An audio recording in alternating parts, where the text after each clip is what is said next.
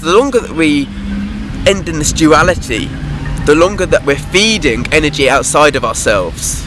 When we're each going through our experience, looking at one another, seeing each other, seeing our reflection play out in various different ways. As we see each other, we see ourselves. So each and every one of us are but reflections of each other. It's just another version of ourselves. Each one of us to become more of our whole, authentic selves. As we incorporate our actions into ourselves, we become more centered through our experience. We accept ourselves, but most importantly, most dynamically, we accept each other at the same time. Our heart is reflected outwardly through each one of us. It so is, and it's beautiful. You are beautiful. And this reality is beautiful. Heaven is for each one of us to enjoy. Heaven is within and without. The energies that we're working with above are reflected in our experience here, below, within and without each other. We are walking the walk, aligning with what goes on above us.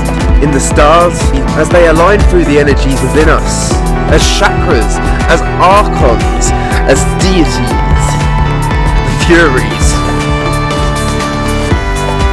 We become our childlike, creative selves. We become whole. We become truly magnificent. And we grow. We grow so big, so tall.